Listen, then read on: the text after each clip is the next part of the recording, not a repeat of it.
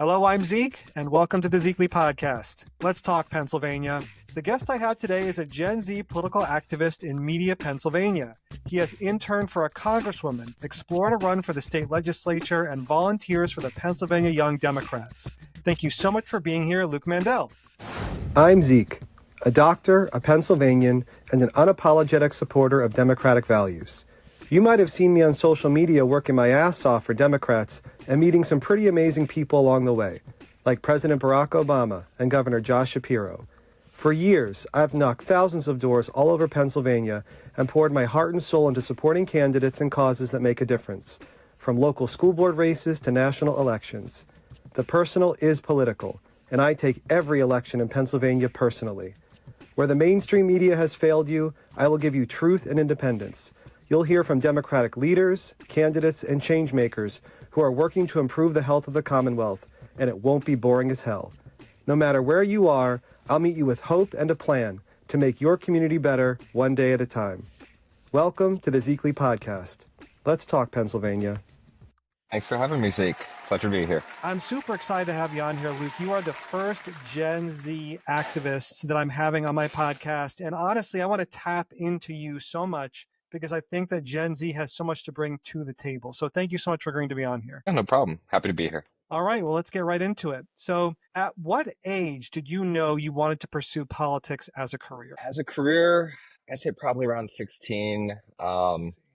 Yeah, I mean, it's a crazy world that I've grown up in and just stuff constantly happening. But, 16, that was, Trump had come into office and I was just seeing what was happening. But, I really started getting involved in more of a meaningful sense, probably around junior year of high school. I actually organized the first town hall for my congresswoman, Mary Gay Scanlon, which I actually just found out was the first town hall she had because she was newly elected at that time. So, yeah, I just went from there. And, one thing builds on another that led to being in her congressional youth council, and more opportunities came from that. I just think it's so interesting because when I was 16 years old, I mean, I didn't really know what politics were at all. I was not at all engaged politically. And a year later, 9/11 happened. And even that did not, kick me into high gear in terms of paying attention to politics or anything. So I find it extremely interesting and honorable that you wanted to get into politics at such a young age. So I'm so grateful that you were in that space. We need more people like you. Well, let's play some Gen Z trivia, okay? You should be able to get this, no problem. Okay, hopefully. What percent of the population in America is composed of Gen Z, which are 11 to 26 years of age? 11? God, people younger than me are Gen Z? That's weird. 11 to 26, Gen Z. I'm going to say 15%. Gen Z is the largest generation in American history. Really? I thought we had a population crunch. What's going on? Currently making up 27% of the population in the U.S. All right, here's the next one. What is the most frequently used social media platform for Gen Z? Ooh, I'd probably say TikTok. It's actually Instagram. Yeah, Instagram followed by Snapchat and TikTok. Who uses Snapchat? I don't use it. Yeah, TikTok's great, but like Snapchat, look, I'm someone who needs to look back at test conversations. I can't have them being erased. Okay, Yeah. that does not work for me. I don't know. I love TikTok. That's my platform of choice. But yeah, I guess Instagram is Gen Z's go-to. Yeah, I would have said TikTok, Instagram. God, I know Blue Sky's catching on, but it's nowhere near that. No. And my last one is, what percent of Gen Z believe the government should do more to solve their problems? 100%. It's pretty close, 70%. I mean, 70%. whichever party you're a part of, like, I just think everyone's like unhappy with the status quo, right? Yeah. But I think it's interesting they believe the government should do more to solve their problems, right? Like, definitely you would think, at least on the Republican side, they're like, government does everything badly, right? Like, if you're in the Republican camp, like, the government can't solve my problems. I don't think they really mean that at all. But yeah. Well, they do think ICE can solve their problems. So, right. Yes. I mean, it depends on what you're looking at. They think that government should be getting involved in abortion decisions and healthcare decisions. Yeah, I know. So it depends on your perspective. The big government, small government tropes they never really lined up, especially now because you got a bill that's going to come through here and increase the debt more than ever. $3 trillion. $3 trillion. I know. 3 trillion. I know. It's a ridiculous amount of money. It is a large amount of money. I'd like that amount of money. I know. Dr. Evil would as well. Yeah. I saw a little pinky there. Thank you.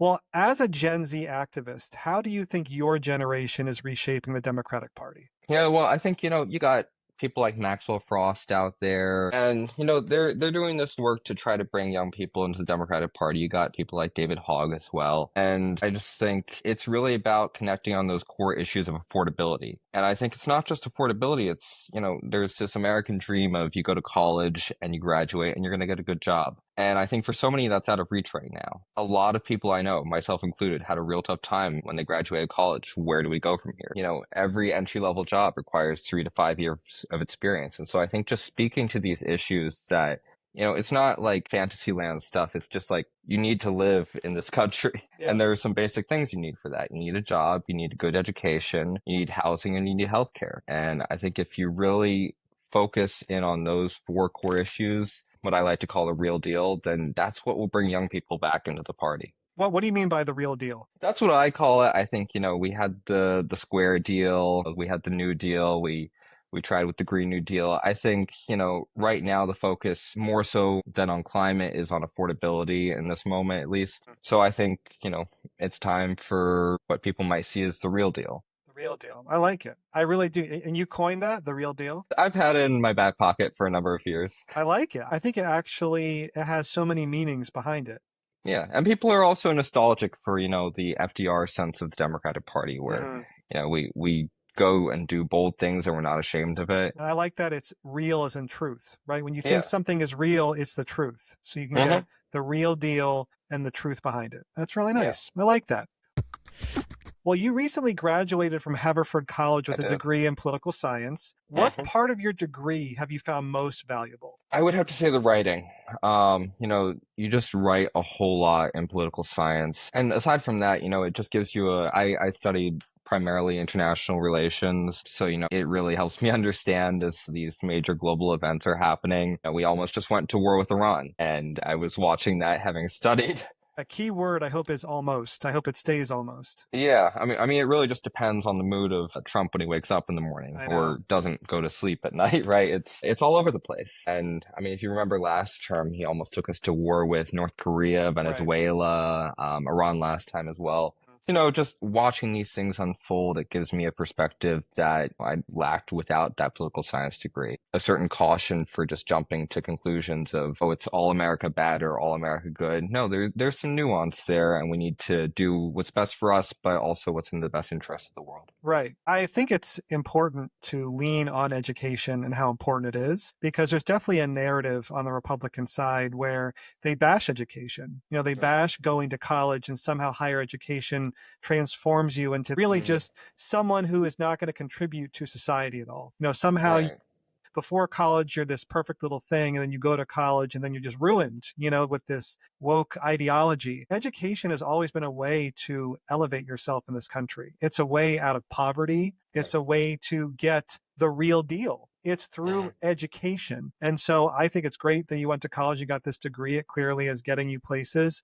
And that should be afforded to every person who lives in this country. Yeah, absolutely. And if I might add on the woke thing, I think, if anything, I had these ideas that one might say were a little bit more on the woke side before college. And, you learn nuance in college, that there are more than just one side to any given issue. It just gives you a new perspective. Yeah, I think what a lot of Republicans call woke, it's really exposure, right? You get exposure to different experiences, and you change your thought processes, and you become more inclusive. And that's a good thing. That's how America and you learn that you don't know everything, right? That's important. Like if you think you know everything, you're going to go down a dark path. Yeah. Anybody who says, trust me, I know all the best people. Believe me. I know everything. They don't know anything. It's all a smoke screen. I'm the smartest person. Okay. Exactly. There's some very low IQ individuals out there.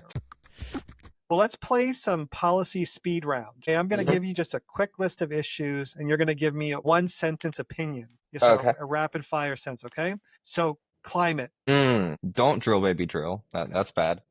Reduce greenhouse gas emissions. That would be nice. What about housing? Build a lot more. I think we need to deal with zoning regulations. We have zoning in this country that just makes it impossible to build. We need more high density housing, and we need more walkable cities. And I think that would just really help with our housing crisis right now. What about artificial intelligence? Ooh. Okay. So I am a big, science fiction fan, so I've watched all the doomsday things with Matrix and Mhm. what have you. Terminator. Yeah, so I'm a little disturbed. I mean, I'm seeing videos that like they're making the JD Vance memes now with these AI videos. I'm just like, Yeah. this is a little bit freaky. We need to slow down on this. Just because of all the sci-fi I've watched, I'm like, slow down a little bit. It's creeping me out. Gotcha. Well, as long as it doesn't translate to like, Arnold Terminators walking around taking us out, I think hopefully there'll be some good things in there that AI gives us in the Yeah, there'll be interim. model Elons walking around, right? Oh my God, model Elons, get out of here. What about healthcare? So I believe in Medicare for all. I think that's really important. It's just so wrong to me that in this country people could be going bankrupt for medical procedures that they need. I think we need a universal network, as it were, because like it's just ridiculous that you can be out of network and all of a sudden you get hit with a huge bill. And we just can't afford to be leaving people behind in this country. Yeah, I agree. And as a doctor, I feel very strongly that healthcare is a human right. Everyone Hmm. deserves to have access to healthcare, and there should not be barriers to healthcare. You shouldn't go into debt over any type of disease process you're dealing with or medications. No one should be Hmm. rationing their medications in America. If you have Right. diabetes, not taking your insulin, or heart failure, not taking your medications, we should not be that way.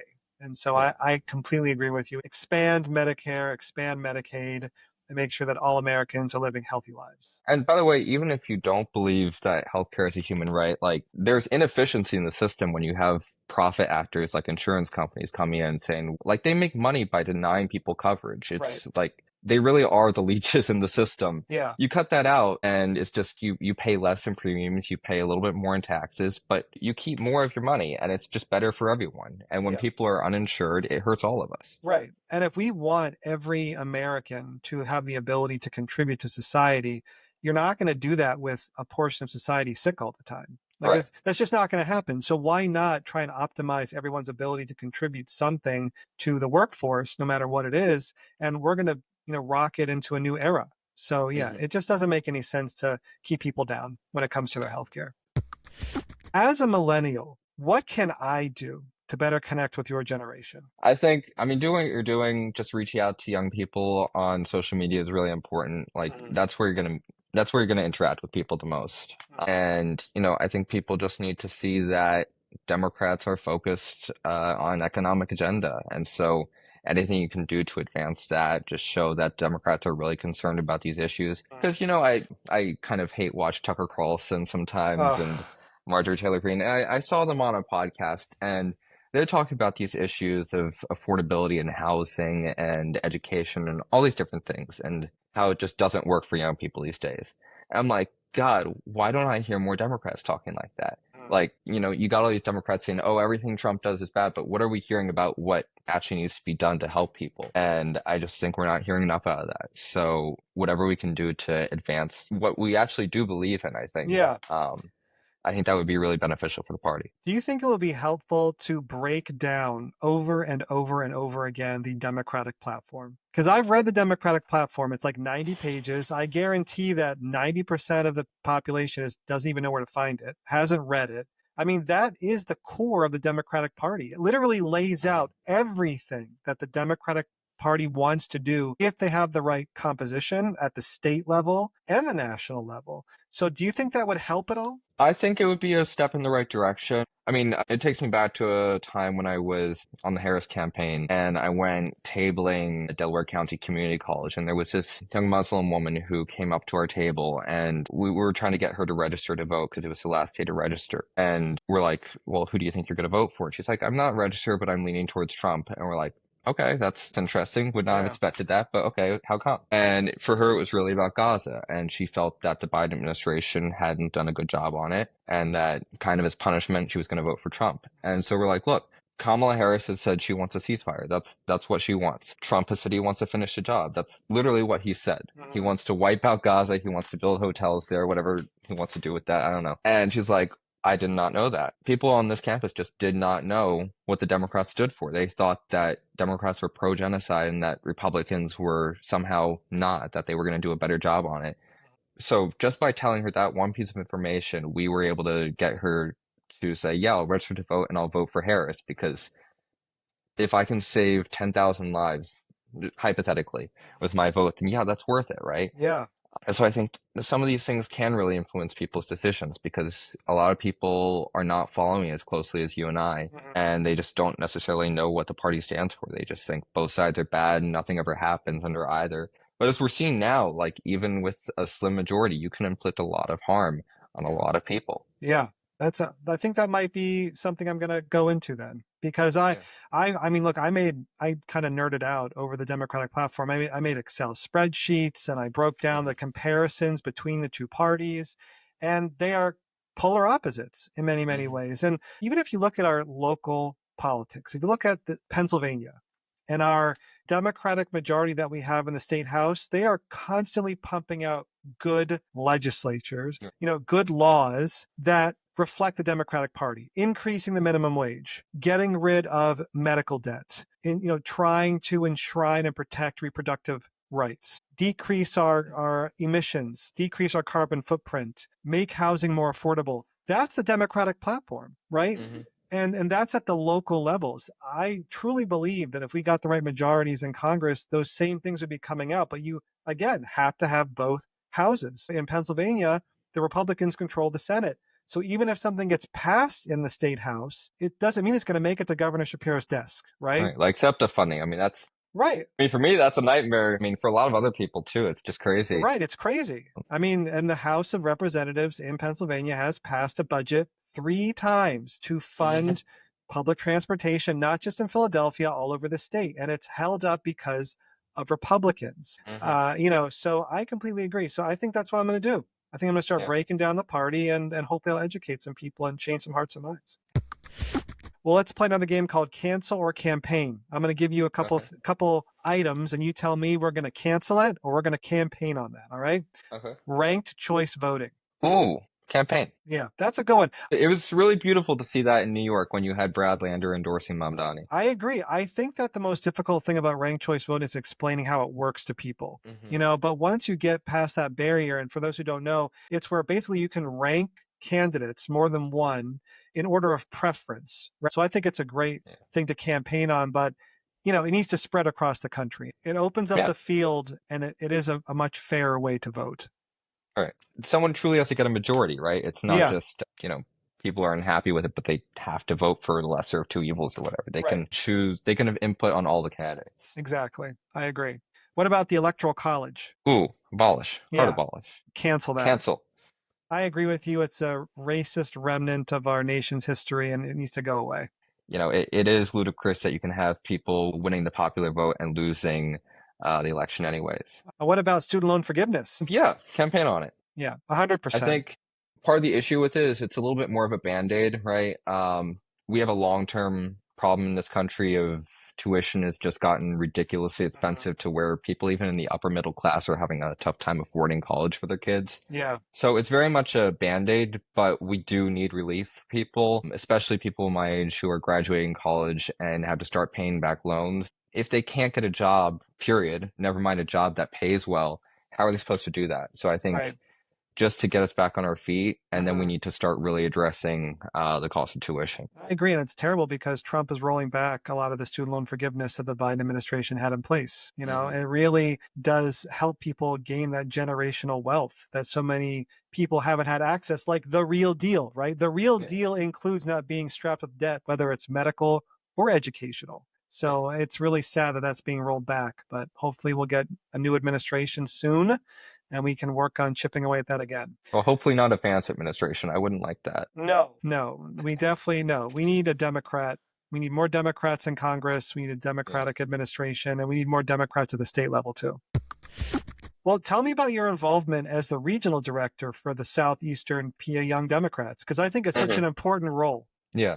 So I'm pretty new to this, but what I'm trying to do now is just find young people all over the Southeast who are looking to get involved, whatever shape that looks like. So, I really want to be in the business of telling people what they should be doing. I want to enable people to do what they want to do and help them find connections. We're setting up chapters here in Delco. We're looking to set up chapters in Monco and Chesco. I know there's an active chapter in Bucks County. I want to make sure first and foremost that there are people meeting in every single county in the Southeast And from there, I think we can start to experiment and just try new things as we go into the midterms. Because, a lot of these solutions, we have to implement them ourselves if they're going to be done at all. I agree. I mean, you have a wide area to cover. You have Oh, Berks, yeah, it's huge. Bucks, Chester, Delaware, Lancaster, Yeah. Lehigh, and Monco. hmm I mean, that's a huge undertaking to engage all of those young voters. Do you have any like strategy to get out to all those places? Well, right now I'm just trying to meet people, and I think,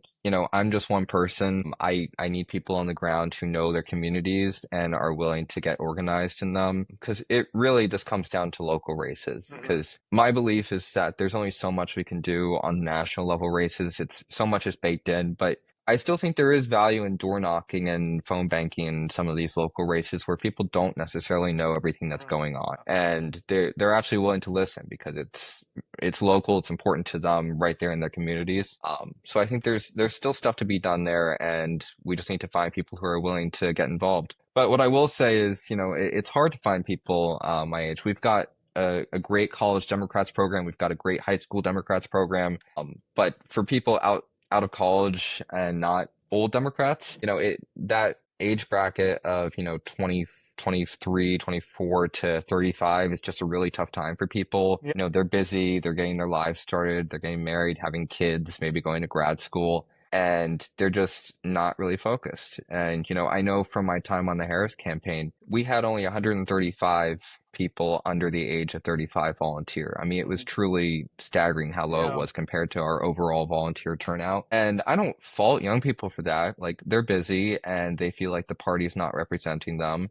So we have to find ways to, get them involved. And I think this is something that the Republicans have gotten really good at, right? They have that pipeline with the Ben Shapiro's and the Charlie Kirk, who somehow people listen to. I don't know. And, it's almost, they make it cool and they give people an entry point. And I think, Why is it so cool to be an asshole? I mean, like honestly, I feel like that is what the Republican platform has really capitalized on, that it gives people the window and the ability to be an asshole and not feel bad about it. right. I mean, No, what's and a, I think that's huge to people. yeah, I I mean, if mean, you feel that way and you're allowed to be that way, I mean, people want a sense of community at the end of the day. And I think however they can find that, they'll go for it. The ideology almost comes later. for me as a doctor, I want to treat people the way I want to be treated, first of all. And I don't think that there are a lot of people that I interact with every day who would want to be talked to the way that Charlie Kirk talks to people, or that Ben Shapiro talks to people. And Ben Shapiro's wife is a doctor. You know what I mean? Right. Like,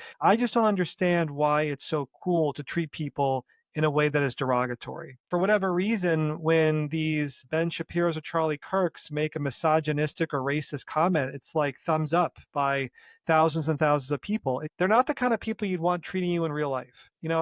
I just don't understand how that connection is being made, but I will treat you with empathy and respect. I would think Yeah. that's how you would want to be treated by your politicians as well. Well, I think part of the problem, and whether it's right or wrong, there's a sense that Democrats want to police language. And, I have conversations with people who use terminology I don't like, I wouldn't use myself. Mhm. And it's wrong. They shouldn't. I wish people wouldn't say those sorts of Yeah. things. But, we do have to be more cognizant of just stay laser focused on the policy issues. And, if people want to say dumb stuff, let them. Like that's not I our guess. problem. I find it interesting that some people would feel policed by the language when the Republican Party wants to police like bodily autonomy and, immigrants, even like American citizens, detaining them and like questioning their citizenship. There are so many things that Republican policies police. Well, it's a victim mentality, right? Like Right. they feel like they've been victimized and this is what they have to do to unvictimize themselves. Right. They have to blame the minority, hmm take it out on them, and it's not right.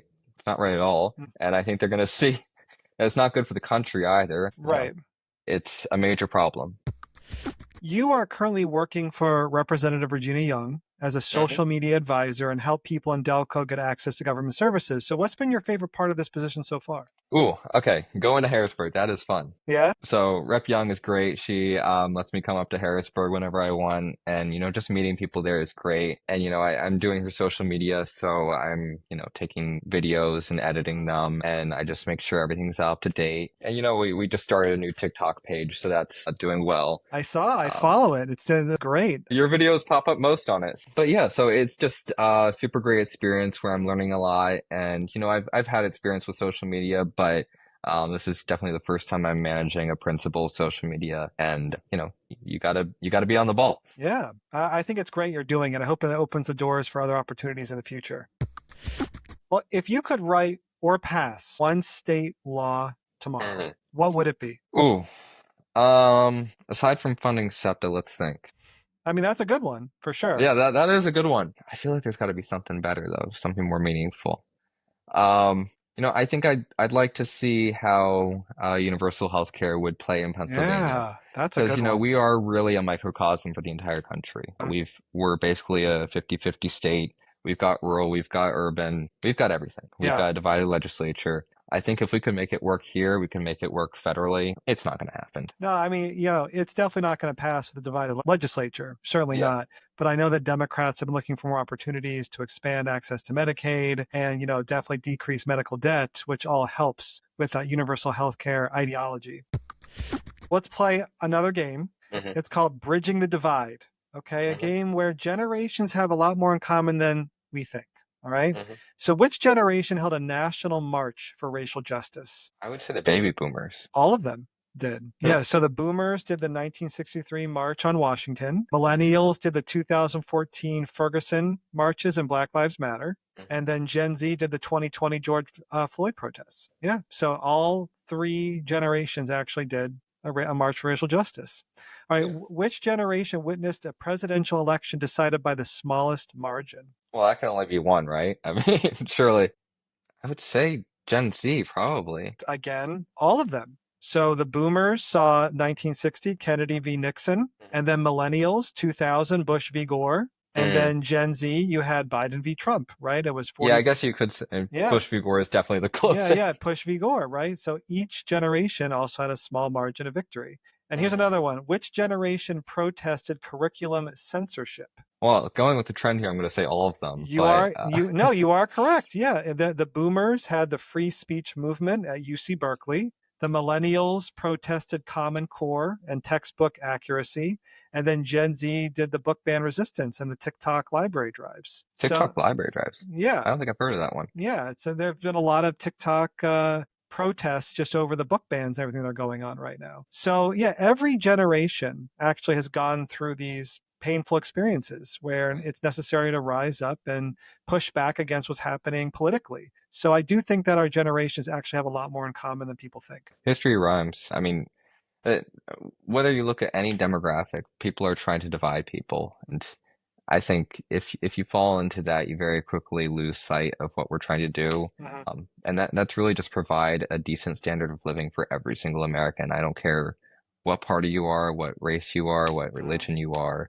If you're American, we're going to take care of you. I think Yeah, that's the bottom line. yeah, We can't leave anyone behind. we cannot. What's your response to people who say young people don't vote? There's a sense that Democrats try to say, well, young people never vote, so we're not going to try. What's the point, right? Mhm. And I think that's why you saw chronic underinvestment in the college program during the Harris campaign. We had some phenomenal people doing great jobs, but they were not given the resources they needed. So there's this kind of chicken and the egg sense where Democrats think, oh, they're not going to turn out for us, so why try? But Mhm. also blame them when they don't come out for us. It's like, no, you can't have it both ways. Go try, Mhm. do everything you can, and don't just shame them for like, oh, well, you got to vote for the lesser of two evils. Young people aren't interested in hearing that. And again, we can talk about whether that's right or wrong, but at the end of the day, you got to win an election. Yeah. And I think you have to talk to young people like any other group who have interests and they want to see those interests come to fruition. Yeah, and we have elections coming up in Pennsylvania this November 4th. So Hmm. I hope that in your engagement with the Southeastern Young Democrats, you're, getting people excited and focused on the judicial candidates we have coming up, school boards and sheriffs and commissioners and tax collectors. I mean, the fight is local now, right? Hmm. Everyone can hear about what's happening in DC when you turn on that mainstream media, but the local elections are super important. We have so much power still locally. And now that the fight has been pushed down to the state level, we have to protect our Pennsylvania legislature and our local municipalities from MAGA because they are coming down. They're not going away. They want to take over every facet of the political spectrum. So I'll be really interested to see what you're doing in engaging the younger vote for this important election coming up November 4th. Well, I think a really important thing that not just young Democrats can do, but all Democrats can do is if your college or university doesn't have a polling place, get one. I mean, Haverford, where I graduated just 5 years ago, I think they didn't have a polling place. We have a polling place now. Villanova, this past election cycle, besides getting a pope, they got a polling place. So, good things come in twos. But yeah, so I mean, that's a simple thing where, for college students who don't necessarily have a car, who aren't necessarily going to go out to, the local school to go vote, just having that in a walkable area, literally right where they live, is a really easy barrier you can just remove for people to go easily vote. And you can put up signage and make everything much easier. That makes a lot of sense. Yeah, the more barriers you remove to vote, the more people will vote. Luke, what gives you hope? I think seeing how many people are standing up to Donald Trump gives me hope. We see all these protests happening, and I think the ones that really give me hope are the ones centered in communities around individuals, not even necessarily the big no kings ones or the hands off. When it's someone in your community who's being taken by ICE right there, and I see people standing up because they value that community member, that is incredibly meaningful to me. You fight fascism one step at a time.